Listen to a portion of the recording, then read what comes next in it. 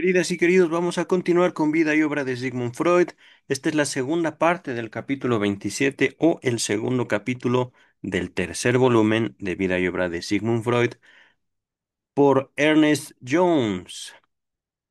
Estamos abordando la historia de la separación entre Sigmund Freud y uno de sus queridos o estimados discípulos, Otto Rank.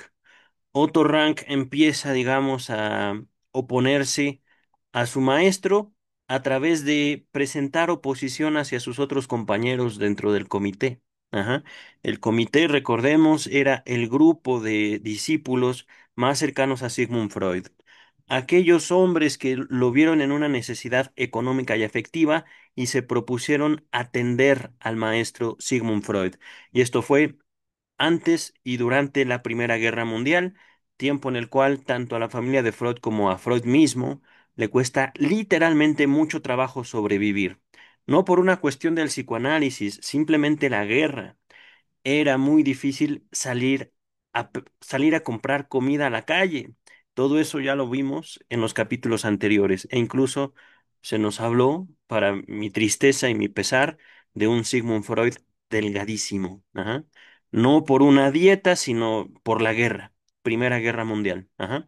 Entonces, todos ellos se organizan, el movimiento psicoanalítico continúa, pero de repente justamente la persona que está a sus espaldas, querido doctor Freud, a su diestra, lo traicionó como un Judas. Ajá. Ahorita nos quedamos aquí. Esto fue lo último que leímos, pero voy a retomarlo para continuar. Ajá. El tratamiento, ahorita estamos hablando, digamos, de lo que hizo Rank con su libro El trauma del nacimiento. Ajá. El tratamiento psicoanalítico. Es decir, yo, Otto Rank, voy a decir a partir de hoy lo que es el psicoanálisis. Ajá. Debería consistir, por lo tanto, o en consecuencia, en concentrarse exclusivamente desde el comienzo, en obligar. Fíjense esta palabra, no es una palabra de Freud. Ajá. Es como Otto Rank propone el psicoanálisis como un acto coercitivo, como un acto de obligación. Yo voy a someterte, paciente, por ejemplo. Ajá. Obligar al paciente a repetir la situación en la situación transferencial, el drama del nacimiento. ¿Y eso qué es? A mí al menos me recuerda un capítulo de Malcolm, el de en medio, Malcolm in the Middle, donde Malcolm va, que si mal no recuerdo, es alguna especie como de festival de música, y entre sus aventuras en ese festival se encuentra con terapeutas extraños que lo obligan a meterse a una tienda donde hacen un drama, digamos como una actuación, una escenografía, donde lo fuerzan a renacer, entre comillas. Pero lo que quiere decir Otto Rank con esto, repetir el drama del nacimiento a mí me queda por completo en un desconocimiento total. Ajá. ¿Cómo se hace eso, querido Rank? Bueno, habría que leer El trauma del nacimiento. Realmente no tengo intención de hacerlo, porque verán, queridas, queridos, fue también una de las razones por las cuales yo llego al psicoanálisis, no por haber vivido alguna terapia de renacimiento, no por conocer a profundidad la obra de Rank, primero que nada por curiosidad, yo quería saber qué es lo que dijo Freud, lo sé, pero también quiero saber los pormenores, digamos, de sus dificultades. Ajá. Quiero saber, y eso es algo que todavía sigo investigando, a pesar de que establezco contacto directo con el psicoanálisis desde el 2009. Ajá.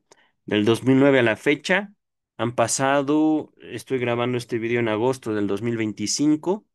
Estoy cerca de cumplir, me falta un mes, yo empecé en septiembre del 2009,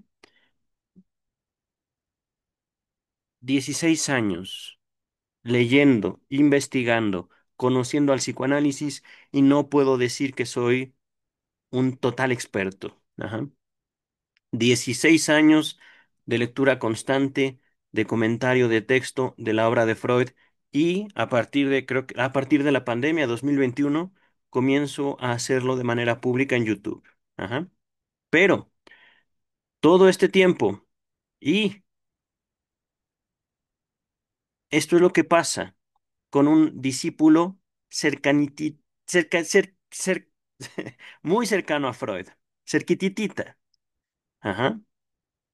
Esto justamente finalicé comparándolo con la traición de Judas a Jesucristo. Ajá. Un, una propuesta mágica. ¿Cómo repetir el drama del nacimiento? No lo sé. Y el renacimiento consiguiente representará la curación.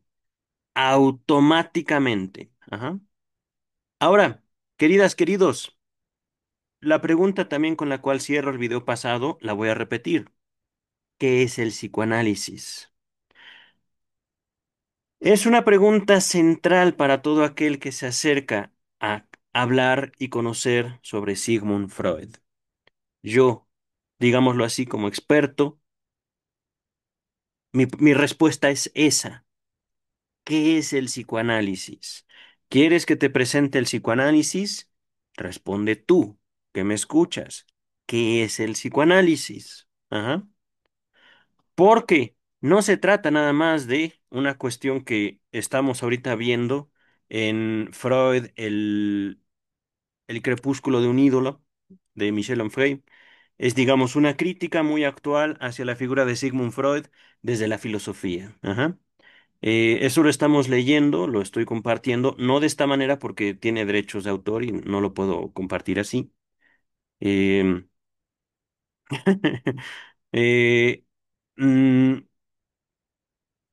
el psicoanálisis es un conocimiento que uno adquiere en en las aulas universitarias, que uno va y apunta en el examen y que con eso pasa y jamás lo vuelve a pensar siquiera. No, el psicoanálisis justamente se piensa, se cuestiona, se analiza, se estudia. Ajá. Pero aquí lo que hace Rank con el psicoanálisis es transformarlo en un ritual y, por supuesto, ofrecer un fin engañoso. Ahora, hablando de la curación en psicoanálisis, queridas, queridos, Freud no hablaba de una curación en el sentido que lo podemos entender desde el punto de vista médico. Por ejemplo, yo tengo gripe, voy con el médico a que me dé medicamentos que me quiten la gripe. Ajá.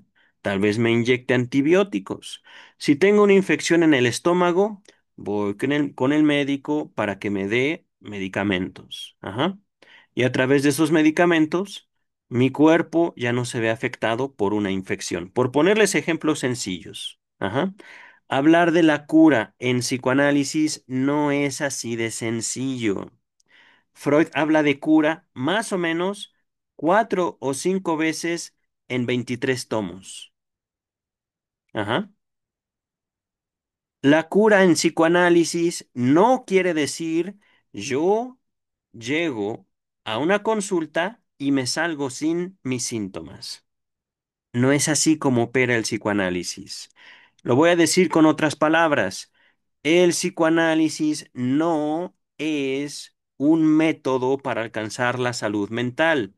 Primero que nada, porque la salud mental no existe. No hay un solo caso de salud mental en toda la historia de la humanidad. No podemos decir Freud era sano mentalmente, no podemos decir que Jesucristo era sano mentalmente, tampoco podemos decir que los presidentes son sanos mentalmente, no podemos nombrar un solo caso de salud mental en toda la historia. Ajá. Es error de la psiquiatría hasta cierto punto, porque es una política de salud que se sostiene en la psiquiatría. Y esperamos que ir con un psiquiatra y tomarnos la medicina nos dé automáticamente salud mental y eso no pasa. Nos alivia, ciertamente. Se nos pueden quitar los pensamientos intrusivos hasta cierto punto. Se nos pueden quitar las emociones o al menos no las sentimos. Pero ¿estamos curados? No. Voy a dejar hasta ahí mi comentario, queridas y queridos. Les recuerdo Este no es un canal que se oponga a la psiquiatría ni a la psicología.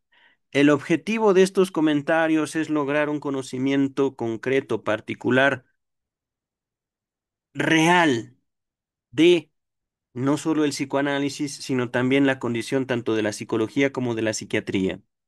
Para el año 2025, 2024 y seguramente en adelante, el psicoanálisis vive, aunque no vive en las universidades, justo por lo que les estoy comentando.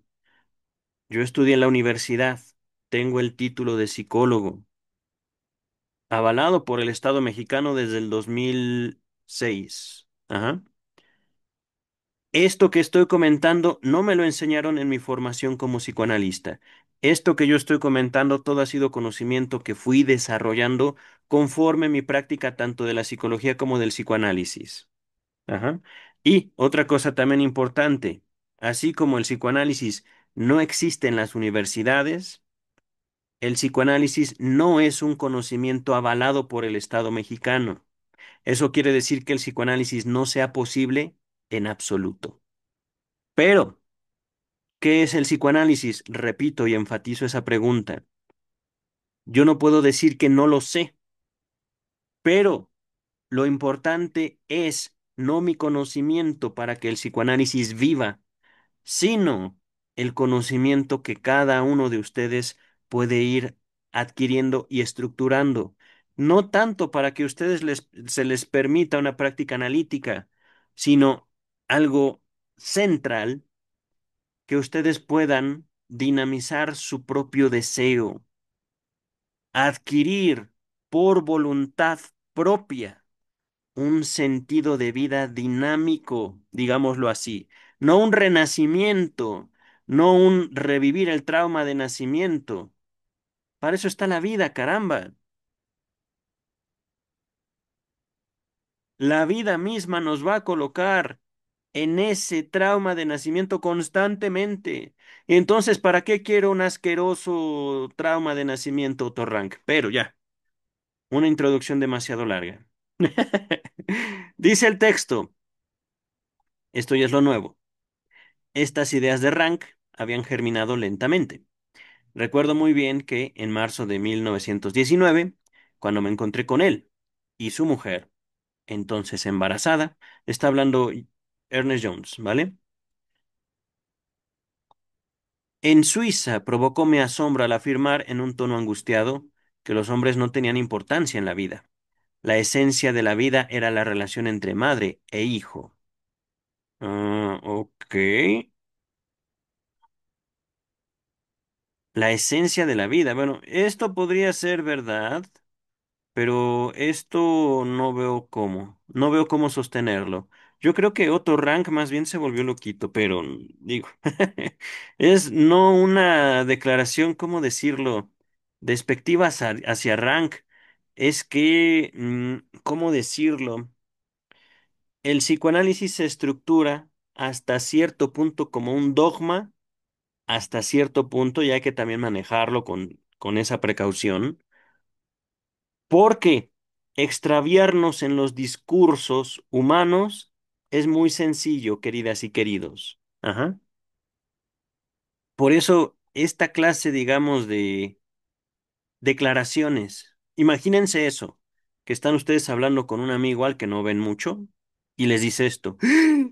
La esencia de la vida es la relación entre madre e hijo. Eh, eh, ¿Y eso me lo podrías explicar, por favor? A ver, dice el texto. El 16 de mayo de 1921 había leído un curioso trabajo en la Sociedad de Viena. Entiendo que Ernest Jones dice que Otto Rank leía un trabajo en la Sociedad de Viena sobre la relación entre cónyuges, entre, digamos, esposos. Ajá. Estos, según él sostenía, Otto Rank, repetían siempre, en esencia, las relaciones entre madre e hijo. ¿Ok? Por ambas partes y alternativamente. Es decir, el esposo a veces era la mamá de la esposa y a veces la esposa era la mamá del esposo. Ajá. Este trabajo no llamó la atención en aquel momento. Freud, en algunas raras ocasiones, había recurrido al procedimiento de señalar al paciente un término para el análisis, es decir, sus consultas llegan hasta aquí y ya. Ajá. Una fecha antes de la cual debía terminarse. Rank retomaba ahora la idea de aplicarla en todos los casos, sin excepción, con lo que se reduciría mucho la duración del análisis.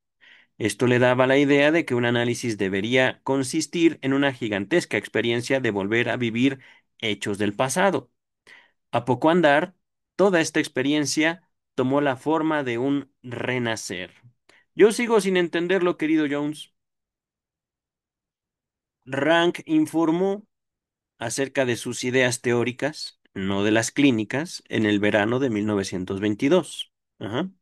La primera observación de Freud fue: cualquier otra persona que no fuera usted habría utilizado un descubrimiento como este para independizarse. ¿Cuál descubrimiento? Pero, a ver, el comentario que hizo a Ferenczi fue: yo no sé si lo que esto, yo no sé si lo que en esto hay de cierto es el 66 o el 33%. Pero en todo caso, estamos ante el progreso más importante desde el descubrimiento del psicoanálisis. Eh, ¿En serio? ¿Eso fue lo que dijo Freud? Ok. Las cambiantes reacciones de Freud frente a la teoría de Rank ilustran en forma interesante la personalidad de aquel, de Freud, de modo tal que me propongo exponerlas con cierta extensión. La primera reacción fue de desconfianza, y 4 meses después de la aparición del libro El trauma de nacimiento, decía que su primera conmoción de alarma ante la perspectiva de que toda su obra sobre la etiología de las neurosis pudiera desvanecerse ante la importancia asignada al trauma del nacimiento, aún no había desaparecido del todo. Verán, queridas, queridos, fíjense, me llama mucho la atención. Yo mismo hago una mención del trauma de nacimiento para cuestionar a Rank en mi propio libro. Ajá. Aquí está mi libro. Este soy yo. Oye, acá estoy, acá estoy. Y esto fue, creo que en la introducción. Digo, no sé exactamente, pero en resumidas cuentas, no es el trauma del nacimiento, queridas y queridos, es que nunca terminamos de nacer. Lo voy a decir así. Si les comento que cada día puede traernos un nacimiento que nosotros no queremos, es porque cada día podemos descubrir una cosa nueva de nosotros y del mundo. Ajá.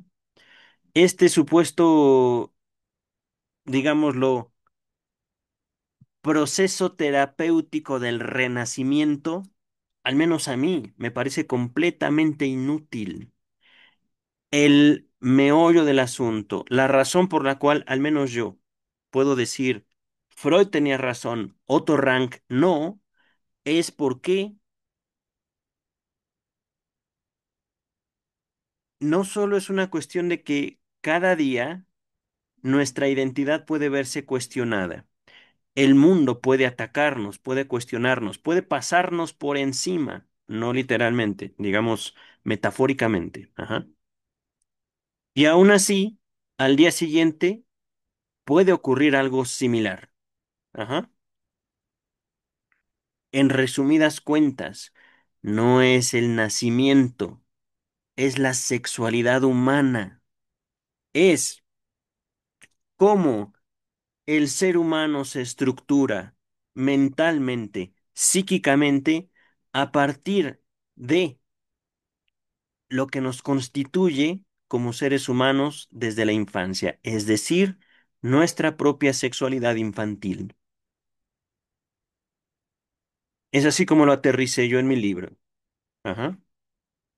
Y a partir de ese aterrizaje que yo hago, me propongo estudiar a la figura estatal, no a un gobierno. No cuestiono los gobiernos en mi libro.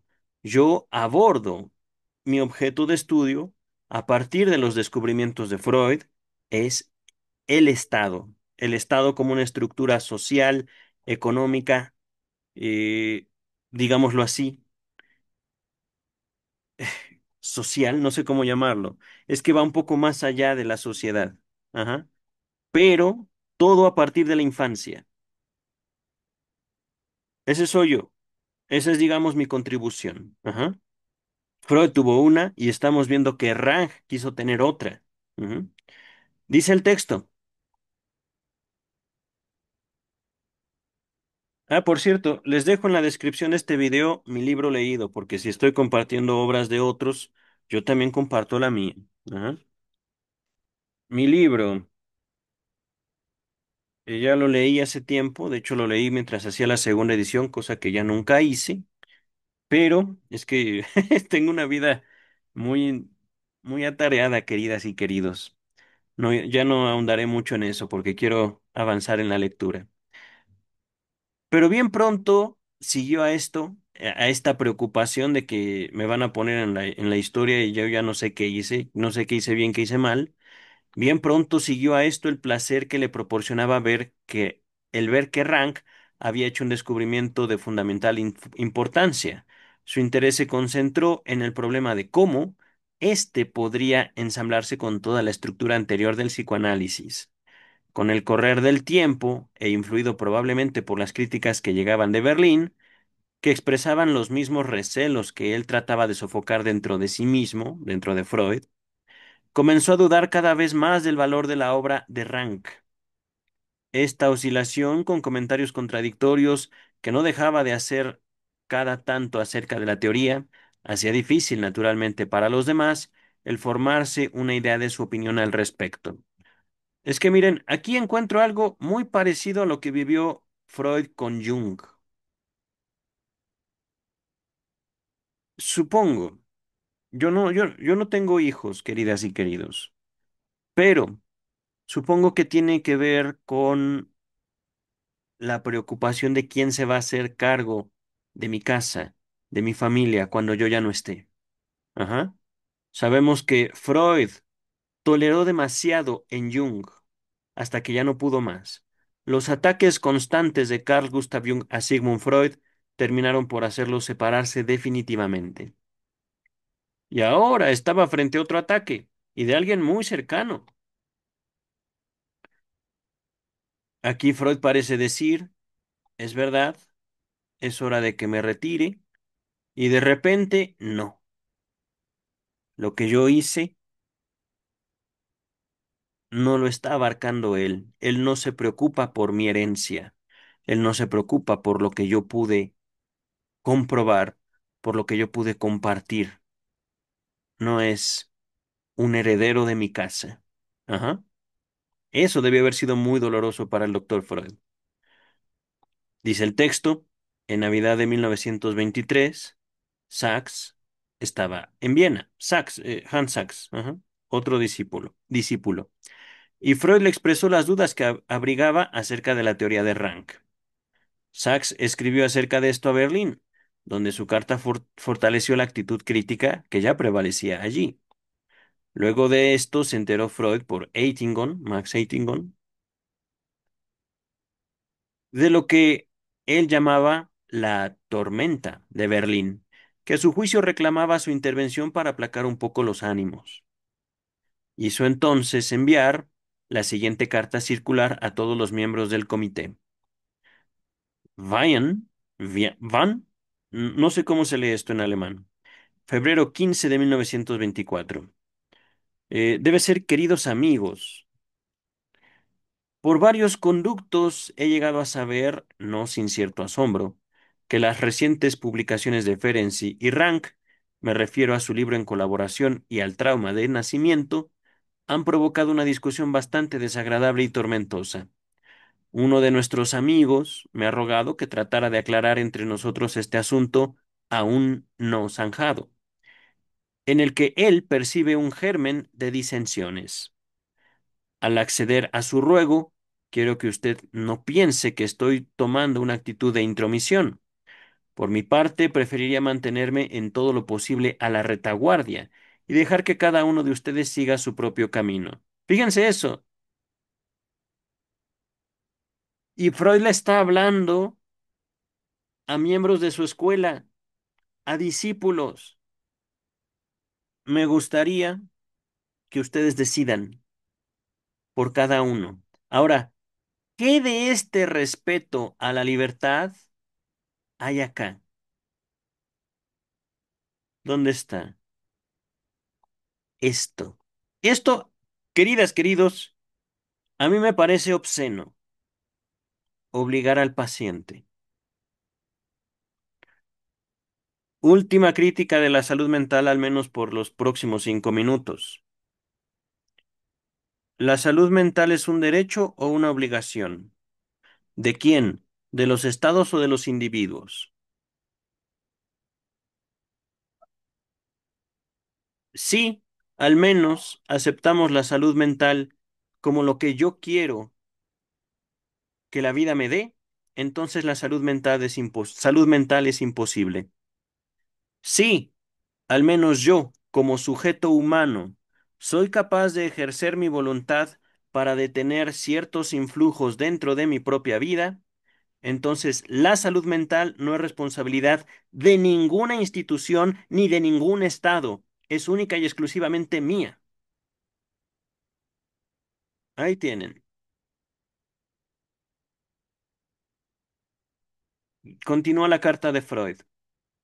Recientemente, antes de avanzar, uno de nuestros amigos, nota uno, Eitingon, Max Eitingon, ajá. Recientemente, ahora sí, cuando Sachs se encontraba aquí, cambiamos algunas ideas sobre el trauma del nacimiento. De ahí proviene la impresión de que yo veo en la publicación de este libro la aparición de una tendencia adversa y de que yo esté absolutamente en desacuerdo con su contenido.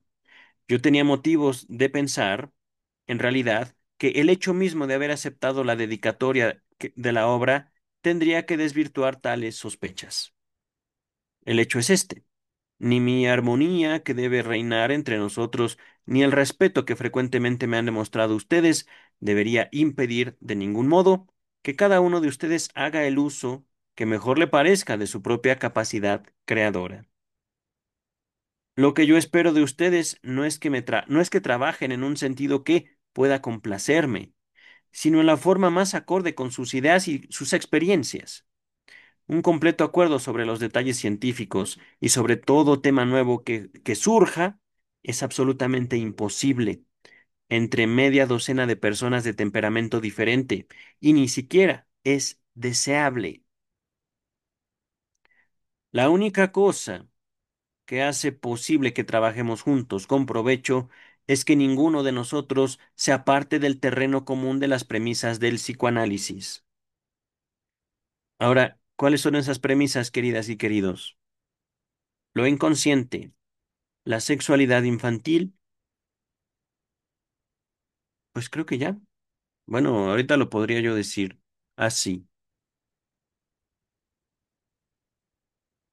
Y por supuesto, estas dos premisas van de la mano una con la otra.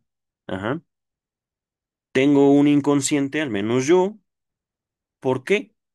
Yo como niño, yo como infante, estructuré una relación con el mundo y con mi propio cuerpo.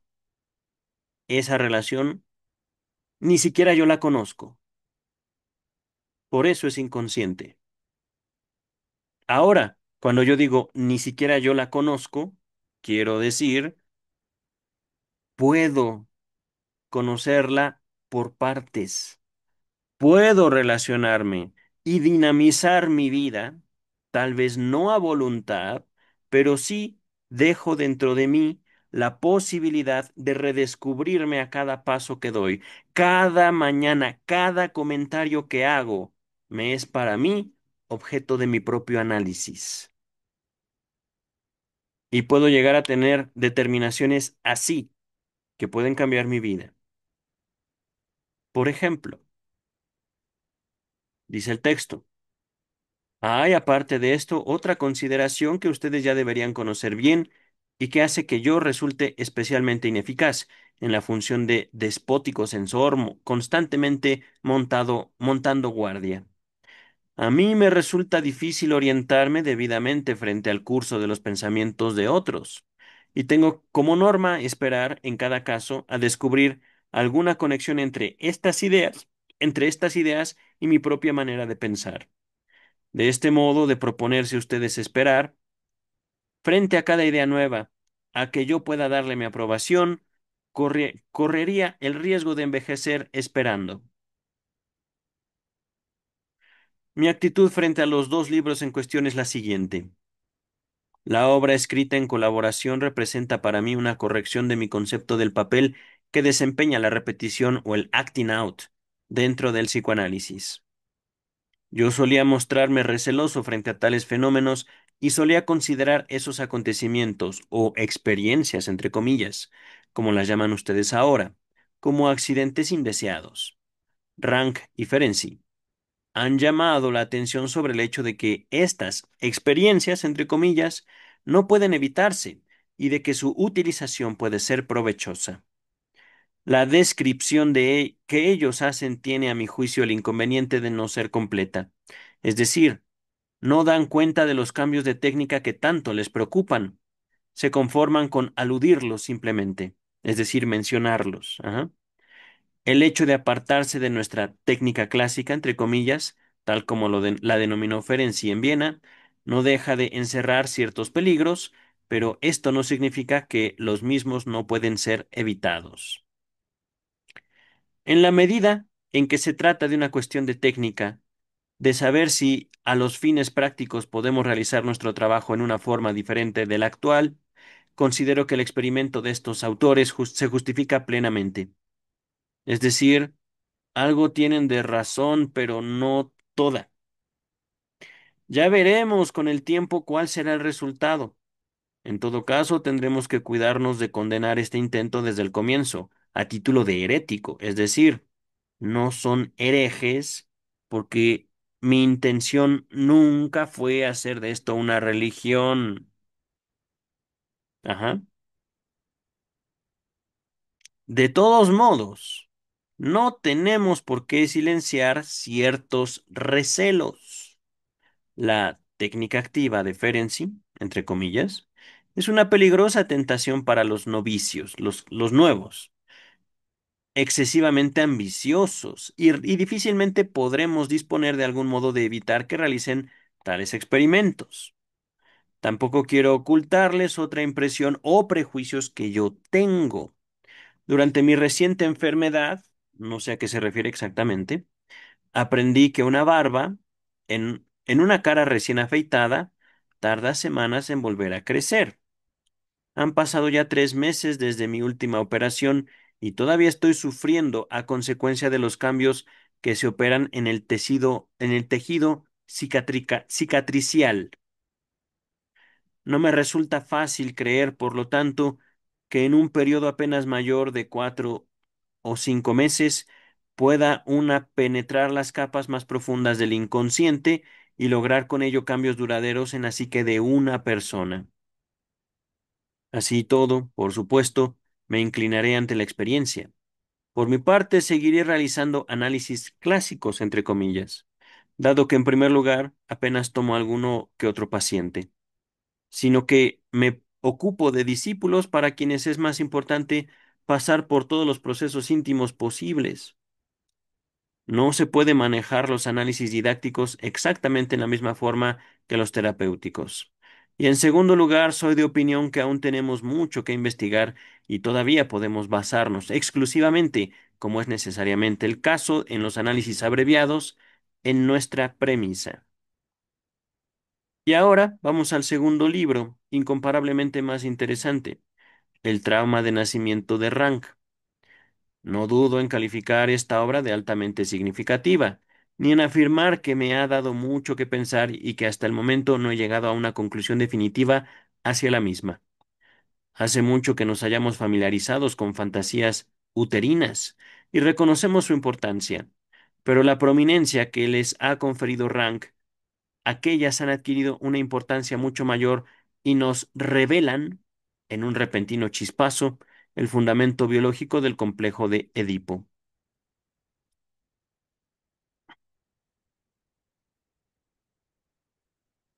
la relación con la madre.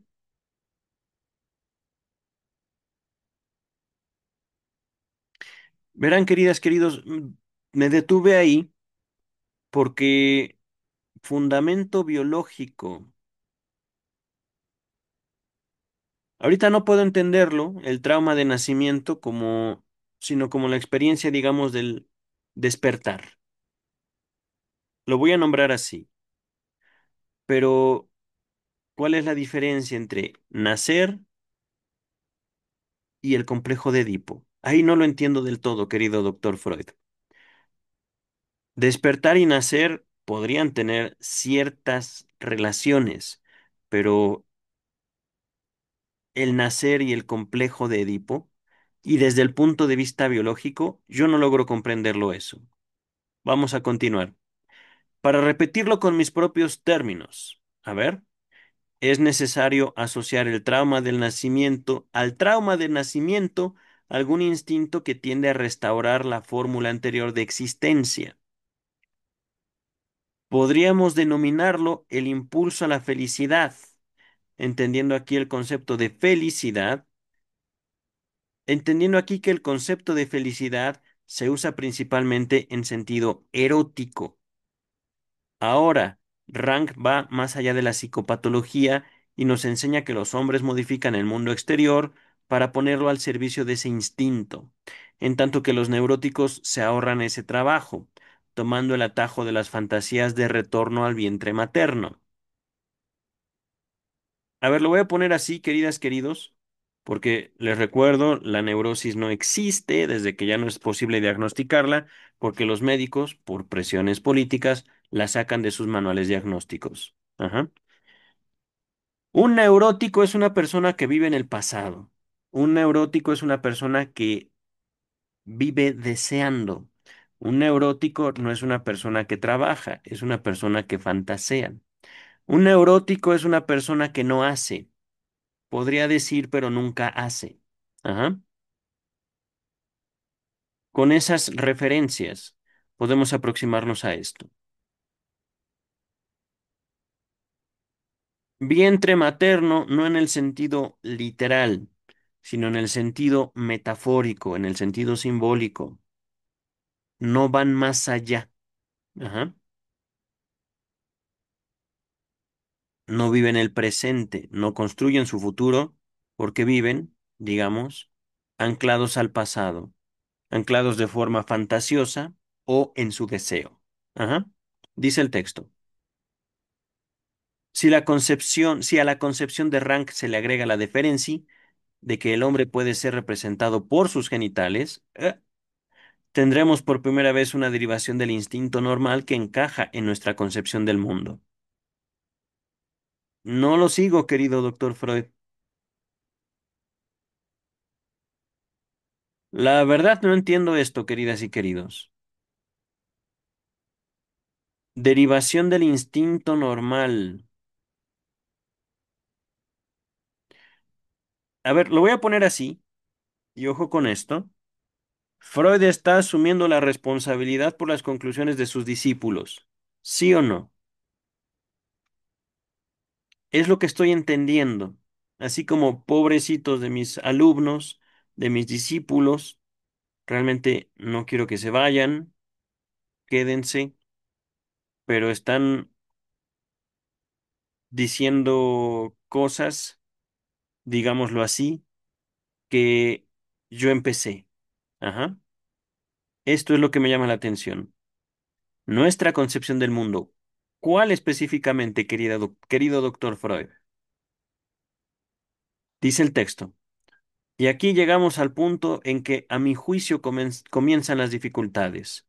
Obstáculos que son causa de ansiedad y que constituyen otras tantas barreras contra el incesto, se oponen a la fantasía del retorno al vientre materno. Ahora bien, ¿de dónde provienen?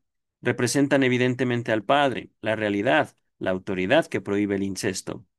¿Por qué han erigido estas instancias la barrera contra el incesto? Mi explicación era de carácter histórico y social, filogenética, es decir, digamos, del conjunto, ujú, de la historia. Ajá. Yo hacía derivar la barrera contra el incesto de la historia primitiva de la familia humana, viendo así en el padre el obstáculo real que erige o que levanta cada vez nuevamente la barrera contra el incesto. Aquí Rank se aparta de mí. Se niega a considerar la filogenia y la ansiedad que se opone al incesto. Es simplemente para él. Es simplemente para él, para Rank, una repetición de la angustia del nacimiento, de modo que la regresión neurótica se ve esencialmente contrarrestada por la naturaleza misma del proceso del nacimiento. Esta angustia, es cierto, es transferida al padre, pero según Rank, este constituye simplemente un pretexto para ello. La actitud, perdón, me quedé pensando.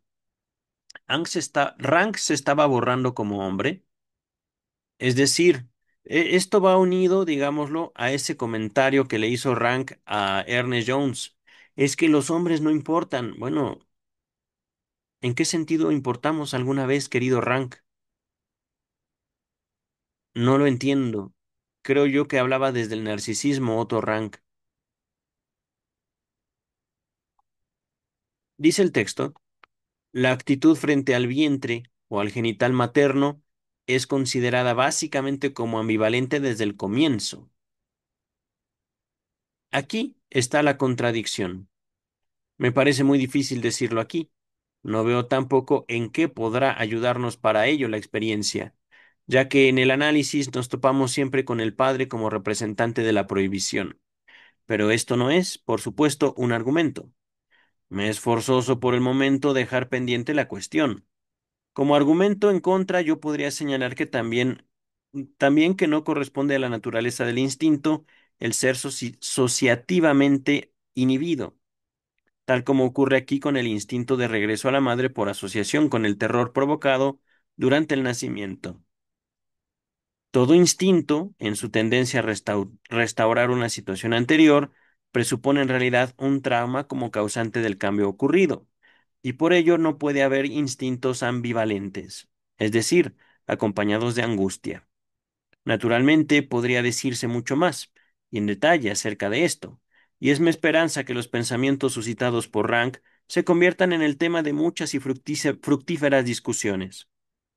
Nos vemos aquí no frente a una revuelta, una revolución, un rechazo de aquellos conocimientos que consideramos firmes, sino frente a un interesante aporte nuevo, cuyo valor tendríamos que reconocer tanto nosotros como los demás analistas. Si a esto añado que no me resulta claro comprender cómo la interpretación prematura de la transferencia, como una fijación con la madre, puede contribuir al acortamiento del análisis, les habré dado una impresión leal de mi actitud frente a los dos libros en cuestión. Los valoro altamente, los acepto ya en parte, tengo mis dudas y recelos acerca de ciertas partes de los mismos. Espero que la reflexión y la experiencia nos permitan una mayor clarificación en el futuro, y recomendaría a todos los analistas que no se formasen un juicio demasiado apresurado, y menos aún, si es reprobatorio, acerca de las cuestiones que aquí han surgido. Perdónenme la longitud de la carta, quizá con ello pueda conseguir que ustedes se abstengan de pedir mi opinión sobre asuntos que ustedes mismos pueden juzgar tan bien como yo. Freud. Fíjense, esta carta, tal vez demasiado tolerante, las ganas de matar al hermano, ¿verdad, querido Jones? No logró disipar los recelos de Carl Abraham, otro discípulo, el que estaba a la siniestra de Freud, diestra y siniestra, derecha, izquierda. Este no quiso replicar en una carta circular, para no irritar a las dos personas implicadas, de modo que envió una carta privada a Freud, diciéndole que advertía signos de un proceso fatal que interesaba a cuestiones vitales del psicoanálisis. Freud le escribió pidiéndole que especificara de qué peligro se trataba, ya que él mismo no lo podía advertir. Abraham, estimulado por el hecho de ver que Freud estaba dispuesto a escuchar, criticar, aun cuando éstas se dirigieran a sus amigos más cercanos, le manifestó francamente que en los dos libros en cuestión veía los signos de una regresión científica que se asemejaba mucho a la de Jung 12 años atrás. Yo también lo veo. La única esperanza que cabía era una franca discusión entre los miembros del comité, a realizarse antes del próximo Congreso en abril. Hans Sachs sentía más simpatía por la innovación de Rank que Abraham, pero señaló una debilidad fatal en la exposición de su teoría hacia Rank. El trauma del nacimiento no puede probarse con materiales etnológicos o tomados de la psicología de la religión más de lo que se puede comprobar el complejo de Edipo. La interpretación de los sueños y la teoría de las neurosis son supuestos previos sin los cuales el tótem y tabú no serían concebibles siquiera. ¡Oh, oh, oh, oh, oh, oh! Ciertamente. Freud se había sentido un poco molesto ante la idea de que por un momento Abraham haya dudado de su disposición a prestar oídos a una crítica penosa y admitía que las posibilidades entrevistas, es decir, medio vistas, por Abraham no se hallaban muy lejos de las que él mismo podía ver. Pero decía, decía, estos dos hombres difieren fundamentalmente de Jung y no los ha movido nada más que el deseo de encontrar algo nuevo. De modo que el único peligro a que se exponía era el de estar equivocados, cosa que en la labor científica es difícil evitar. Pongámonos en un caso extremo, y supongamos que Ferenczi y Rank hayan afirmado directamente que nosotros habíamos estado en un error al haber asentado nuestros cuarteles sobre la idea del complejo de Edipo. El asunto decisivo estaría en el trauma del nacimiento, y todo aquel que no lo hubiera superado terminaría naufragando en la situación edípica. En tal caso, en lugar de nuestra etiología de las neurosis, nos encontraríamos con otra, condicionada a accidentes fisiológicos, es decir, del cuerpo, ajá. Traumas en el sentido físico, ajá. Un golpe severo, la pérdida de una extremidad, etcétera, etcétera, etcétera. Ya que habrían de hacerse neuróticos, o bien los chicos que hubieran pasado por un trauma de nacimiento especialmente grave, o los que hubieran llegado al mundo con una constitución especialmente sensible al trauma. Más aún, sobre la base de esta teoría, muchos analistas introducirían algunas modificaciones en su técnica. ¿Qué otro daño podría provenir de esto? Podríamos permanecer todos con tranquilidad, bajo el mismo techo, y al cabo de unos pocos años de trabajo se vería claramente si el caso es que algunos analistas han sobreestimado un hallazgo valioso o más bien otros lo han subestimado. Tal me parece a mí la situación. Por supuesto, no puedo negar fundamento de antemano a las razones y argumentos que usted pueda dar en este asunto, y con ello me siento muy inclinado a la discusión que usted propone. Estas dos cartas de Freud, a las que podrían agregarse muchas otras, representan por sí solas un decisivo mentis a la leyenda que algunos autores han inventado acerca de él, de Freud. Una desmentida, ajá. Que era un hombre nada dispuesto a permitir a ninguno de sus discípulos que tuviera ideas propias o distintas de las suyas. Evidentemente, Freud no había contado con las relaciones de los relaciones, no sé si son relaciones o reacciones de los dos autores. 2 días después de escribir a Abraham, y no con mucho tacto, por cierto, informó a Rank de las sospechas de Abraham y de su semejanza con Jung. Y Rank pasó, por supuesto, la información a Ferenczi. Esto fue un poquito indiscreto de Freud. Se hace difícil decir cuál de los dos se enojó más. Ferenczi escribió denunciando la limitada ambición y envidia, entre comillas, de Abraham, perdón, que se ocultaba tras la máscara de cortesía de Abraham. Declaró que con su acción había señalado el destino del comité y pretendió que había perdido el derecho a ser elegido presidente de la Asociación Internacional, lo que se había dispuesto que tuviera lugar durante el próximo Congreso. La cosa ya estaba hecha, es decir, Abraham, me das asco. Asquito, asquito, asquito. Mi hermano, ya no te quiero. No me hables. Ajá. Freud había sido excesivamente optimista al suponer que los cuatro, Abraham, Ferenczi, Rank y yo, Ernest Jones, ajá, habríamos de arreglar fácilmente las cosas por nosotros mismos. Y evidentemente fue para él una sorpresa nada agradable el encontrarse con la tempestad que él mismo, sin quererlo, había provocado. No sé si sin querer, querido Jones. Permítame un segundo, queridas, queridos, estamos ya avanzados. No recuerdo hasta cuándo acaba este capítulo. Miren a la 94. Yo creo que estamos en la, ¿qué? 81. Vamos a dejarla en la 84, ¿les parece bien? Dejamos 10 páginas para el próximo video. Freud se apresuró a asegurar a Ferenczi que tenía la más absoluta confianza en la lealtad de él y de Rank, agregando, sería cosa triste tener que sentirse desengañado después de convivir durante 15 o 16 años, pero no podía ocultar lo desolado que se sentía ante los hechos ocurridos. Palabras de Freud. Yo no dudo que los demás miembros de lo que hasta hoy fue el comité sienten consideración y buena voluntad hacia mí, pero así y todo me va a dejar a la estacada precisamente ahora cuando yo soy un inválido, con mi capacidad de trabajo disminuida y en un estado de ánimo que me hace rehuir todo lo que sea una carga y no sentirme capaz de sobrellevar una preocupación grande. No estoy tratando de inducirle con mis lamentos a dar paso alguno en el sentido de conservar la vida del ya perdido comité. Bien lo sé, lo ido se ha ido y lo perdido perdido. Nota número uno. Palabras en alemán, cita de Leonor. Lenoré, un poema de Burger o Bourget. Dice Freud, he sobrevivido al comité que tenía que haber sido mi sucesor. Quizás sobreviviré a la Asociación Internacional. No. Es de esperar que el psicoanálisis me sobrevivirá, eso sí. Pero todo esto contribuye a hacer un sombrío final de mi vida. En este estado de ánimo, que de resignada desesperación, Freud se volvió incluso contra el leal Abraham, a quien hacía responsable ahora de todas las dificultades. Ah, claro, porque usted no tuvo nada que ver, querido doctor Freud.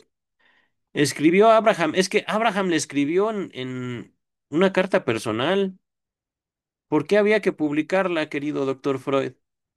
Yo creo que más bien quería usted sabotear el mismo comité. Pero, una impresión de un sujeto que nunca conoció a ninguno de ustedes. Dice el texto. Escribió a Abraham una carta en términos duros y no del todo amistosos, en la que decía, por mucho que su reacción frente a Ferenczi y Rank haya sido justificada, su comportamiento no fue, por cierto, amistoso. Y es esto lo que ha puesto realmente en evidencia que el comité ya no existe, porque ya no existen los sentimientos que puedan convertir a este grupo de personas en un comité. Creo que es usted a quien corresponde ahora detener toda ulterior desintegración, y confío en que Eitingon le será útil en ello. Dice Jones. En algunas ocasiones Freud era capaz de ser enteramente injusto, y esta era una de ellas.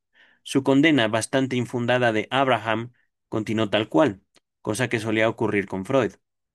Pero al referirse al supuesto mal comportamiento de Abraham, y acaso también el mío, habla Jones, manifestaba, palabras de Freud, un poco más o menos de injusticia cuando uno es arrastrado por la pasión, no es razón valedera para condenar a personas a quienes por otra parte se siente afecto. Vamos a avanzar, queridas y queridos. Es que esto, esto fue lo que me llamó la atención. Querido doctor Freud, me sorprende. La pasión es el origen de la vida, y la vida no puede entenderse sin el caos. Es verdad, constituimos nosotros la justicia. Nosotros como seres humanos vamos a, digámoslo así, romper nuestra propia justicia por pasiones, no nada más físicas, no nada más sexuales, intelectuales.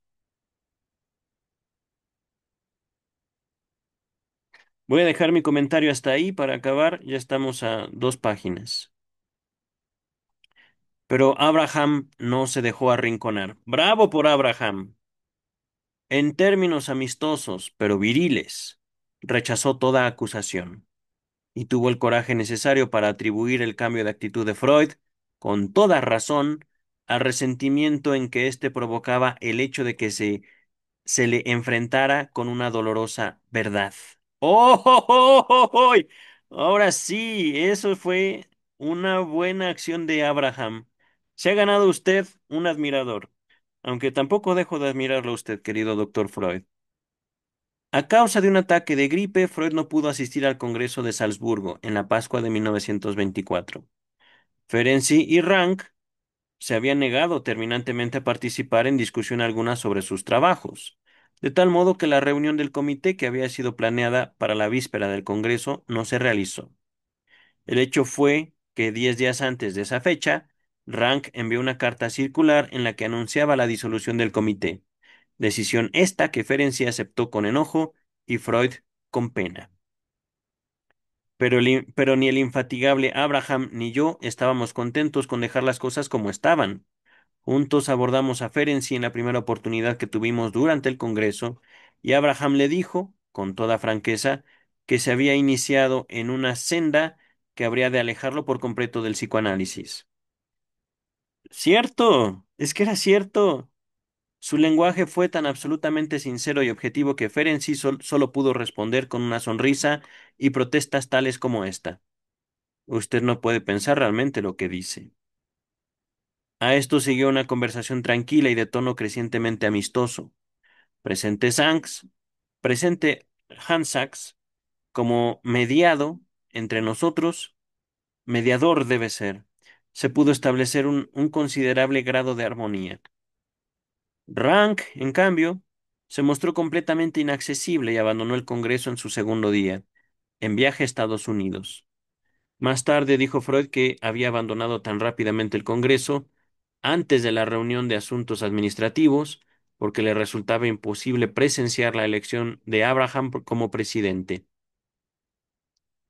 Los temores que abrigaba Freud acerca de una áspera ruptura durante el Congreso resultaron infundados. En el simposio en el que debió ser mencionado el tema del trauma del nacimiento, los tres analistas de Berlín que tuvieron que ocuparse de él hablaron con toda moderación y objetividad. Llegado el momento, fue Ferenczi mismo quien propuso la designación de Abraham como presidente. Al escribirle felicitándolo por su designación, le decía Freud: en cuanto al juicio de los hechos, yo me siento muy cerca de su punto de vista, o más bien, me estoy aproximando a él cada vez más. Pero en cuanto se refiere a las personas, no puedo estar todavía de su parte. Estoy convencido de la corrección de su conducta. Pero así y todo, pienso que usted debió haber procedido de otra manera. Su afecto por Abraham había vuelto a ser plenamente el de antes. En la carta siguiente lo llamaba su roca de bronce y le daba explicaciones sobre su actitud anterior. Para no sentirse disgustado usted conmigo, tendría que ponerse con toda intensidad en mi caso, o en mis zapatos, entiendo. Aun cuando se me considera en vías de restablecimiento, abrigo en lo hondo la convicción pesimista de que se acerca el final de mi vida. Palabras de Freud. Esta convicción se alimenta de los tormentos que incesantemente me ocasiona mi cicatriz. Padezco una especie de depresión senil centrada en un conflicto entre un irracional amor a la vida y un sentimiento más sensato de resignación. Si estoy equivocado y esto resulta ser apenas un periodo pasajero, seré yo mismo el primero en notarlo. Y en ese caso, una vez más, arrimaré el hombro al trabajo. Vamos a leer vamos a ver. Esta es la última página que leemos, pero a ver qué dice esto. Su primitivo entusiasmo por el libro de Rank disminuía rápidamente. En esa misma carta escribía: cada vez me alejo más y más del trauma del nacimiento.